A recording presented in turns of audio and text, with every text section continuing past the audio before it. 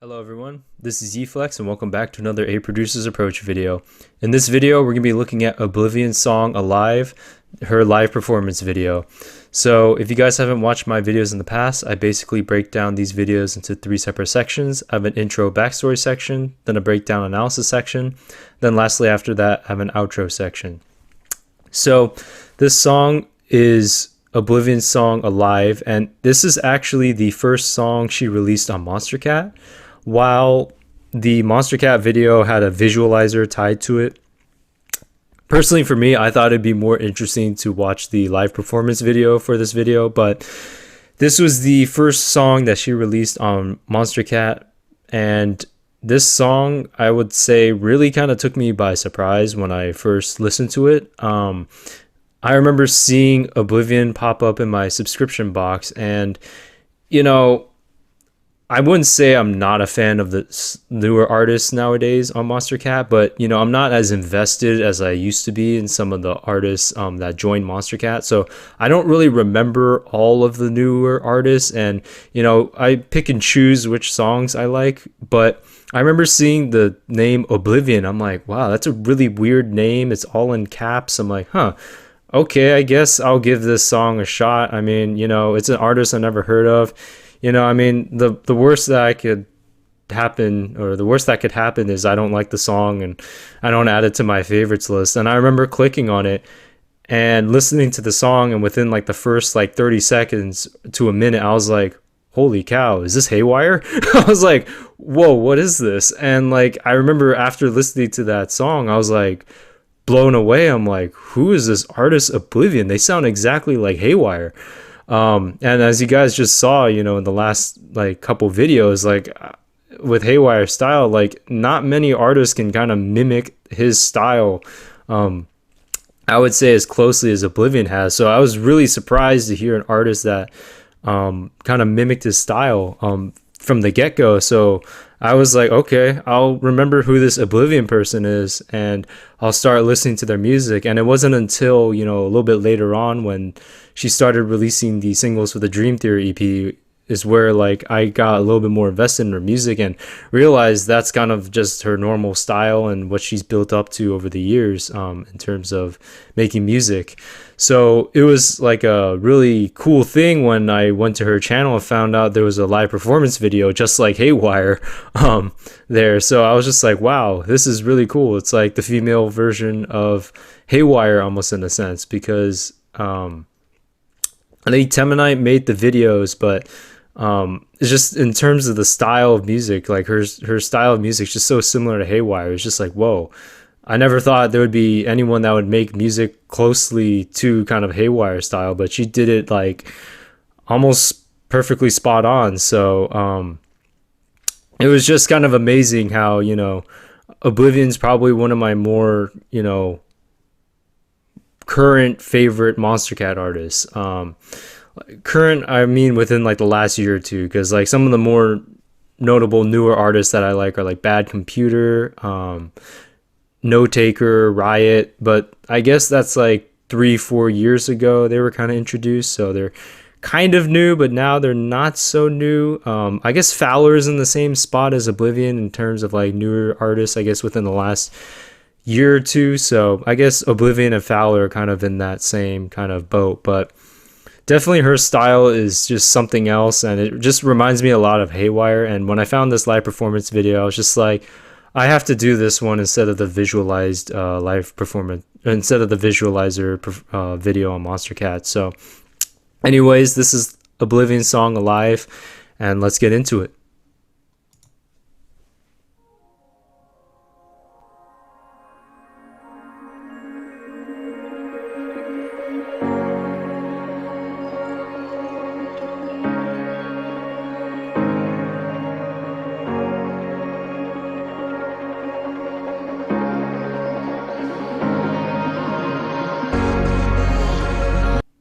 Alright, so just from the get-go, when it starts, you hear a pad kind of set the tone of the song, then she's playing the piano chords, and then it sounds like there's a little arp kind of in the background, and then the vocal chops kind of come in, which is really cool.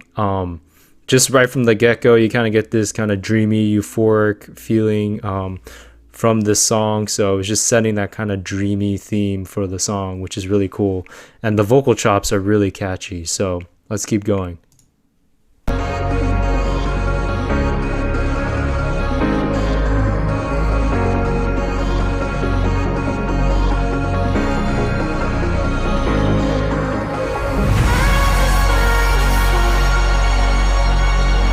All right, it was really cool in that section. The pad was playing, our arpeggiator was playing in the background. And then there was some plucks that slowly came in.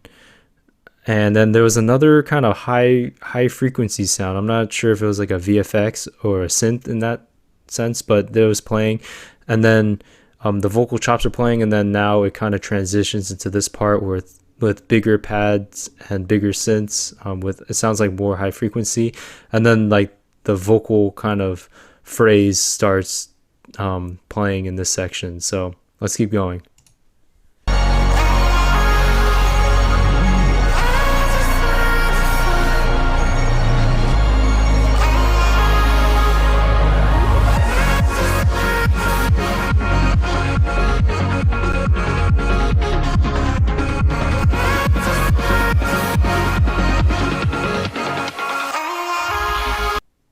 All right, so that was the kind of quote-unquote build-up.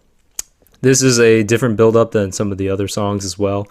So you kind of hear the vocal phrase, you hear her play the synth, you hear the arp play in the background, and you kind of hear the kick, which is really filtered and low in volume, but it's filtered quite a bit, I think, with a low-pass filter, but it actually kind of cuts out with like a high-pass filter, and it's really low in volume and just in filtering in general, so you don't really hear the full kick that much, which is cool because it's almost like a muted kick in a sense, just to kind of fade out. I didn't hear any VFX to, you know, build up into this transition into the drop, but yeah, it's just really cool, and I like the breath of air kind of here, and then she's gonna just drop it into the drop section with the vocal phrase playing. And it was pretty cool because she was playing kind of the high-pitched synth on this keyboard. So that was really cool to see. So anyways, we'll continue and we'll get into this drop section.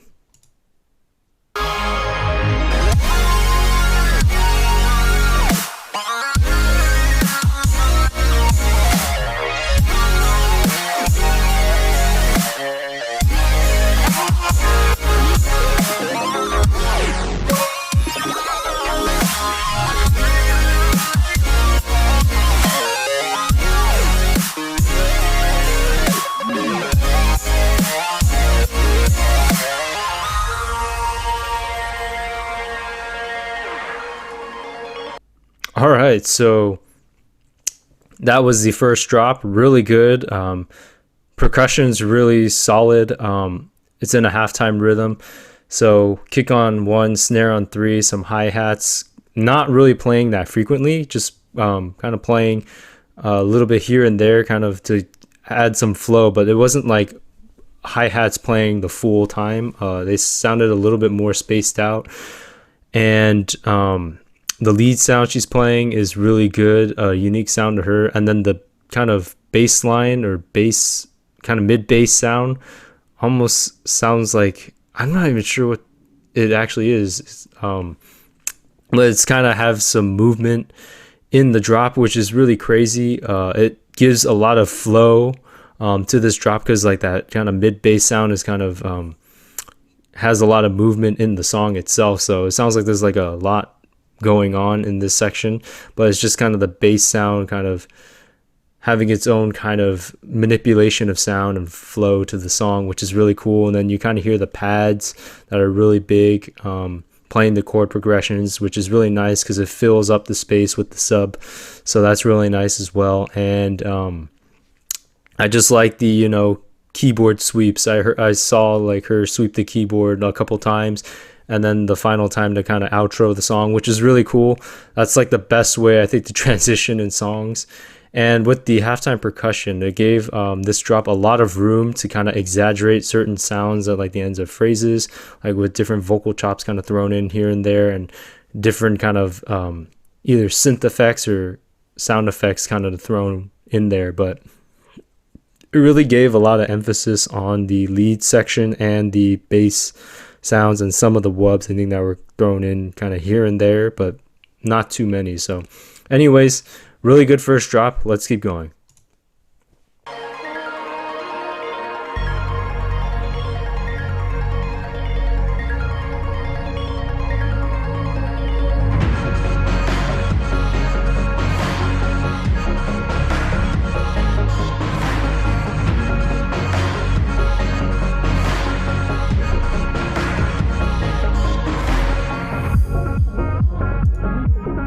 All right, so that section was interesting. So the break section starts with an ARP playing in the background, and then she starts playing the plucks, and then you hear that vocal chop going and what's really cool is the cinematic drums in the back. That's like the best way I can describe them. It sounds like really cinematic, really big type of drums that you'd hear in a movie trailer, and that just kind of fills the space and makes it almost more dramatic or cinematic in this sense for this part of the song. And it meshes really nice with those plucks that she's playing and with the vocal chop, because it just makes the song sound like way bigger than it initially did with those kind of cinematic percussion that she's using in the background, or cinematic kicks in a sense. So that section is really good, really huge, a little bit, if not a lot, different than the intro percussion. So let's keep going.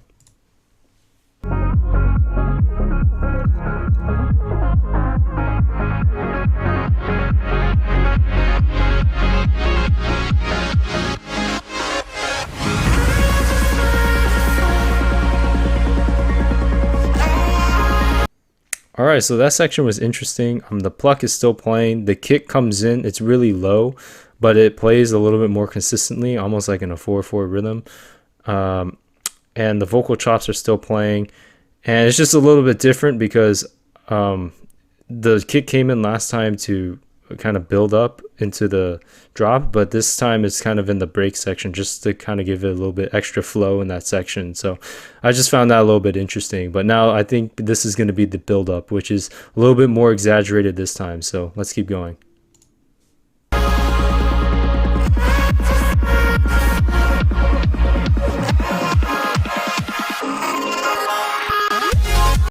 All right, so that was the build up. A little bit different. It sounded like there were two percussion sounds going at the same time. Sounds like the kick was playing, kind of like the first build up, but it also sounded like maybe there was a snare or something going through like a really big high, like a really high pass filter or something, because you just hear the top sound kind of the high timbres kind of click almost like when the build-up's going up. And it sounded like this time there's also like a VFX playing, or at least a pad acting as a riser in a sense. And then I like how the vocal phrase is kind of said, but it sounds like exaggerated or almost I don't know, more pronounced in the section. It's not exactly right on beat in a sense, and it's not looped in a sense. So that's really cool. And then it just kind of gives a breath of air, and then she kind of comes in with the drop. So let's get into the second drop and outro, and I'll talk more about the song when we finish.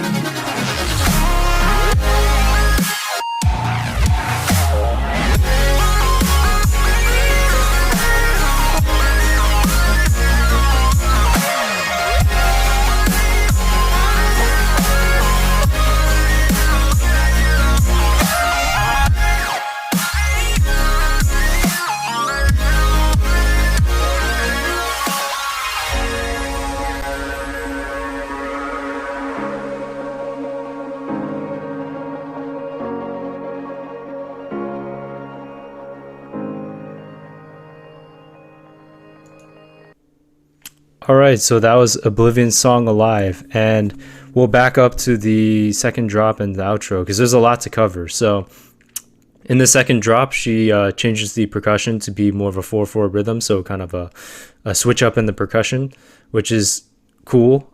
It's a nice variation. She's playing her lead sound along with the chord saw waves on the bottom, and then halfway through, the vocal chops come in.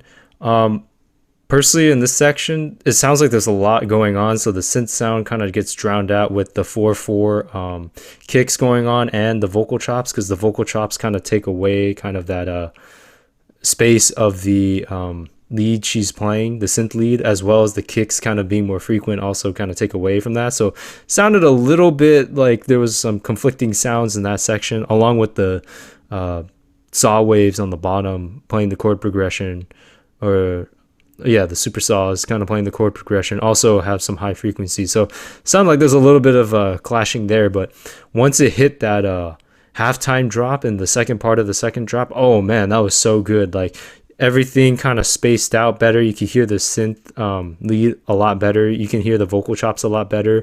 There's just a little bit more space for everything. You hear more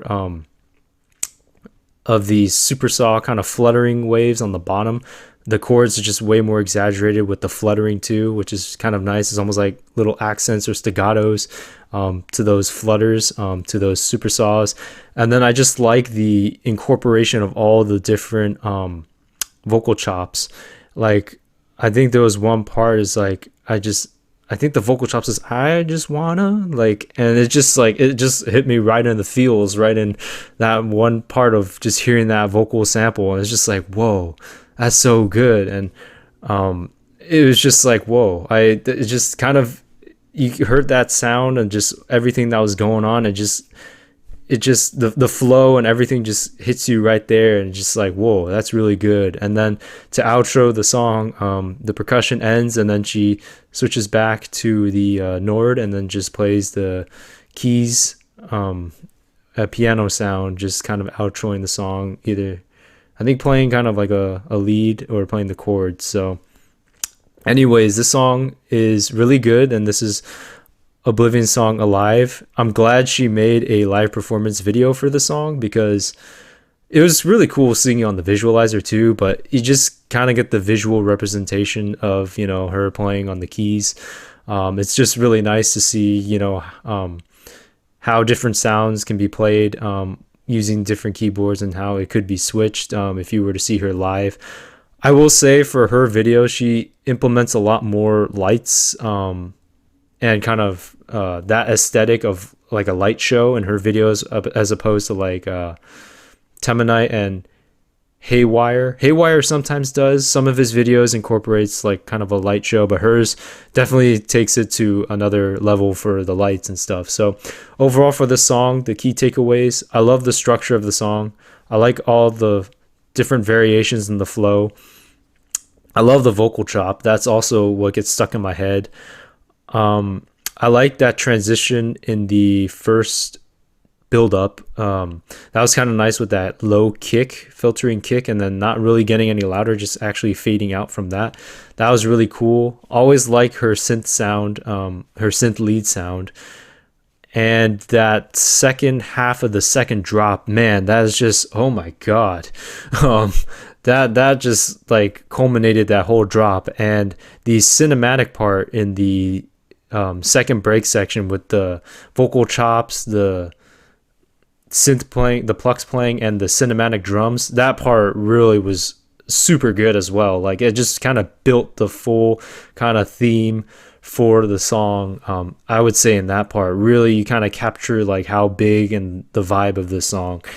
The only one thing I would say that I thought was kind of interesting was the first section of the second drop, where kind of all the high-end sounds are kind of conflicting a little bit. I couldn't hear her synth sound because it's conflicting a little bit with the 4/4 kick and the lead sound. So that part to me was a little bit interesting. I never noticed that before. So maybe a little bit better use of space in that part, but overall, I mean, it was really good as well. It's just like the lead synth sound kind of got drowned out a little bit. So But overall, the song's really good.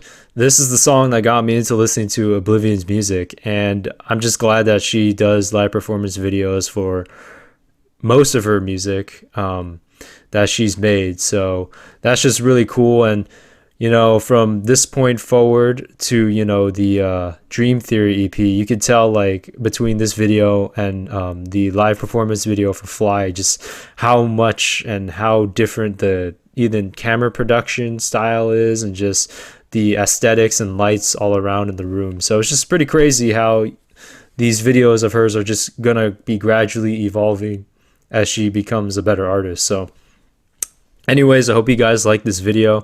Check out OBLYVN's music if you haven't. Like, comment, subscribe on this video. Subscribers and comments always help, but likes and comments are the ones I regularly try and check for, because I like to see if people like the videos, or at least leave a comment so I can respond back to that comment. But anyways, I hope you guys like these live performance videos. I really like these live performance videos as well. They do capture different elements of the song, and it's a little bit easier for me to dissect kind of different parts when I see them playing on the keyboard. So anyways, I hope you like this video, and I'll see you in the next 8 Producers Approach video. All right, have a good one, everyone. Peace.